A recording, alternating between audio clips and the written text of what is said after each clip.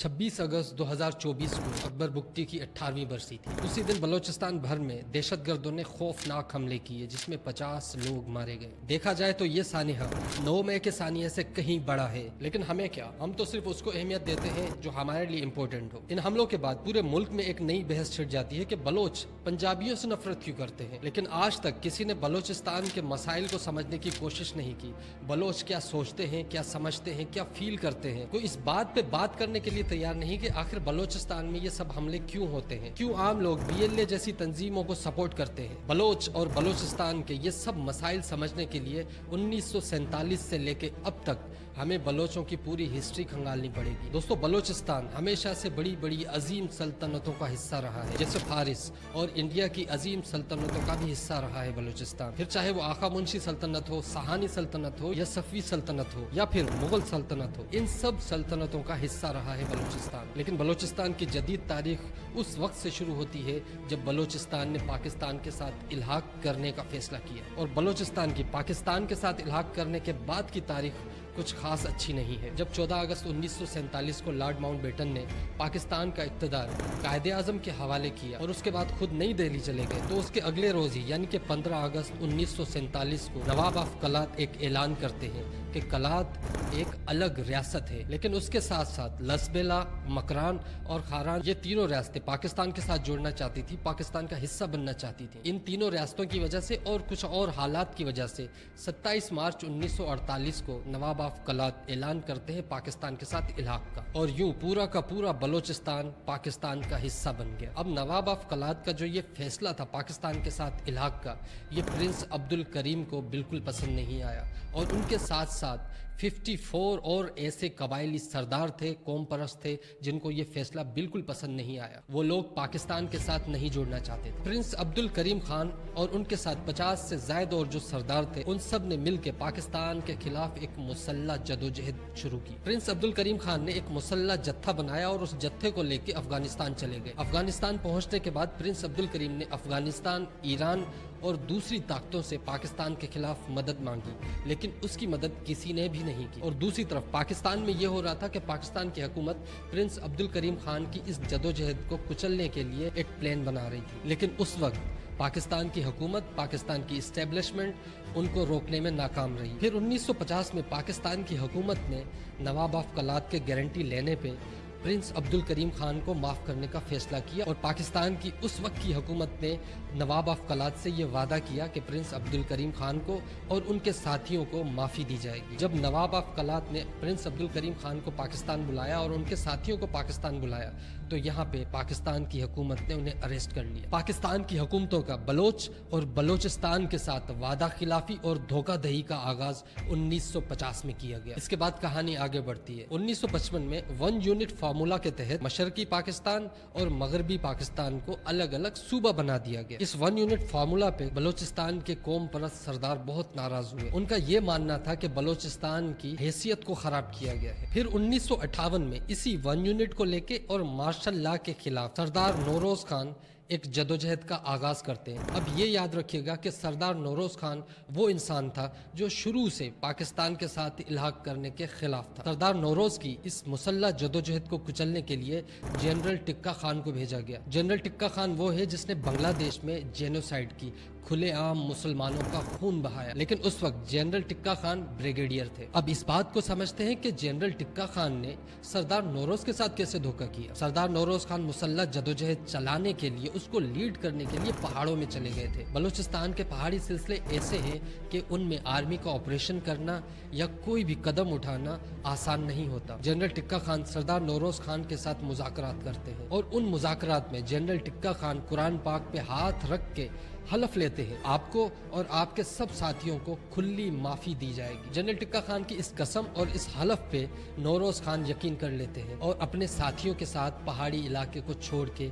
वापस आने लगते हैं। तो रास्ते में ही उनके ऊपर इस्टेब्लिशमेंट हमला कर देती है और सबको अरेस्ट कर लिया जाता है। सरदार नौरोज खान को अरेस्ट करके उनके ऊपर मुकदमा चलाया जाता है और उन्हें आखिर में फांसी की सजा सुनाई जाती है, लेकिन उनको फांसी दी नहीं जाती क्योंकि सरदार नौरोज खान की उम्र ज्यादा थी, तो फांसी पे अमल दरामद नहीं हो सका। ये पाकिस्तान की हुकूमत और इस्टेब्लिशमेंट की तरफ से बलूचिस्तान के साथ किया हुआ दूसरा धोखा था। और इस धोखे के बाद बलूचिस्तान में एक आम कहावत हो गई कि पाकिस्तानी धोखेबाज हैं। उसके बाद 1958 में गवर्नर जनरल सिकंदर मिर्जा एक अनोखा काम करते हैं, नवाब ऑफ कलात को अरेस्ट कर लेते हैं। वो नवाब ऑफ कलात जिसने अपनी असेंबली के खिलाफ जाके पाकिस्तान के साथ इल्हाक किया था। उनके ऊपर इल्ज़ाम क्या लगाया जाता है? उनके ऊपर इल्ज़ाम होता है कि वो पाकिस्तान के खिलाफ काम कर रहे हैं। वो इंसान जिसने पूरी असेंबली के खिलाफ जाके और कौम परस्त सरदारों के खिलाफ जाके पाकिस्तान के साथ इल्हाक किया था, उस इंसान के ऊपर इल्ज़ाम लगाया जाता है कि वो पाकिस्तान के खिलाफ काम कर रहा है और फिर उस इंसान को अरेस्ट कर लिया जाता है। जब ऐसा इंसान अरेस्ट हो गया और उसके साथ साथ और कई सरदारों को अरेस्ट किया गया, तो बलोच कौम का पाकिस्तान से मुकम्मल एतबार उठ गया। इसके बाद जब 1970 में इलेक्शन हुए तो नेशनल अवामी पार्टी और जमीयत उलमा इस्लाम ने केपीके और बलूचिस्तान में मिलकर हुकूमत बनाई। इसके बाद 1973 में जुल्फ़िकार अली भुट्टो ने इन दोनों पार्टियों की हुकूमत को चलता कर दिया और इन पे इल्ज़ाम किया था। आप ज़रा सोचें कि इस्लामाबाद की ईरान की एम्बेसी में असला पकड़ा जाता है और इल्ज़ाम लगता है कि नेशनल अवामी पार्टी और जमीयत उलमा इस्लाम वो इस्लामाबाद में पड़ा हुआ असला बलूचिस्तान पहुंचाना चाहते हैं। अगर हम मान भी लें कि बलूचिस्तान की नेशनल अवामी पार्टी और जमीयत उलमा इस्लाम ईरान के साथ मिलके बलूचिस्तान में कोई कार्रवाई करना चाहते थे, तो वो ईरान से बलूचिस्तान में असला पहुंचाते या ईरान से इस्लामाबाद पहले असला पहुंचाया जाता और फिर इस्लामाबाद से बलूचिस्तान। लेकिन क्या करें, उस वक्त ये इल्ज़ाम साबित भी हुआ और नेशनल अवामी पार्टी और जमीयत उलमा इस्लाम की हुकूमत को चलता कर दिया गया। इस बात पे बीएसएफ पहली मरतबा एक्टिव हुई और पाकिस्तान से अलहदगी की तहरीकों ने जोर पकड़ लिया। आज़ादी की उस तहरीक ने जब जोर पकड़ा तो उनके खिलाफ ऑपरेशन किया गया। एक अंदाजे के मुताबिक उस ऑपरेशन में पाकिस्तान फौज के 3000 सोल्जर्स शहीद हुए और बलूचिस्तान के 5000 लोग शहीद हुए।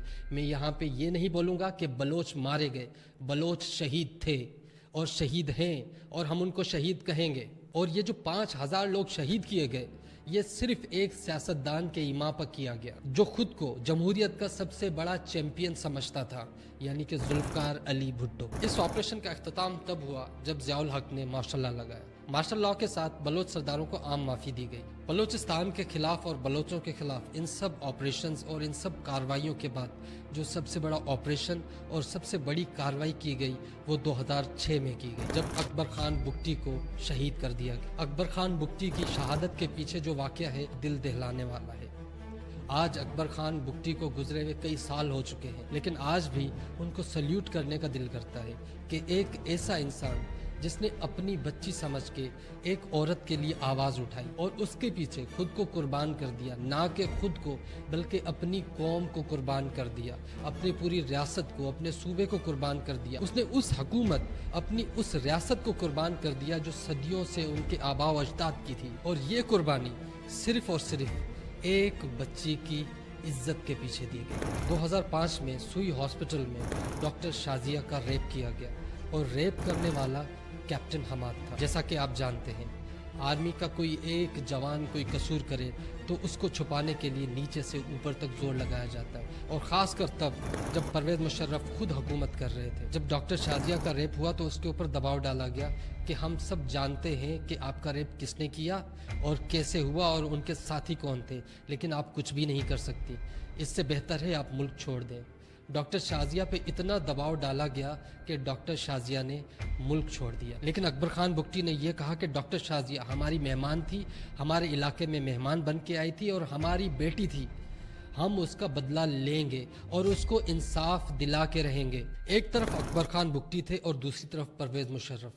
परवेज़ मुशर्रफ ने डायरेक्टली अकबर खान बुगटी को इस मामले से पीछे हटने के लिए कहा, लेकिन अकबर खान बुगटी ने साफ इनकार कर दिया कि मैं तब तक चुप नहीं बैठूंगा जब तक कैप्टन हमाद को मेरे हवाले नहीं किया जाएगा। उसके बाद हुआ कुछ यूं कि अकबर खान बुगटी के खिलाफ हालात इतने ख़राब कर दिए गए कि अकबर खान बुगटी अपने साथियों को लेकर पहाड़ों में चले गए। फिर परवेज़ मुशर्रफ के हुक्म पे अकबर खान बुगटी पे हमला कर दिया जाता है और उनको शहीद कर दिया जाता है। फिर उनकी लाश ताबूत में डाल के उस ताबूत पे 2 ताले लगा के उनको दफन कर दिया जाता है। सोचने की बात तो यह है कि पाकिस्तान के अलावा मुसलमान मुल्कों की फ़ौजें दुश्मन के साथ भी ऐसा नहीं करती। जब जंग में भी कोई मारा जाता है, कोई शहीद हो जाता है, तो उसकी लाशें वापस की जाती। अकबर खान बुगटी वो सरदार था जो वफाक के साथ मिलकर सियासत करता था। अकबर खान बुगटी के शहीद होने के बाद ही BLA और BSF जैसी तंजीमों ने अपना सर उठाया।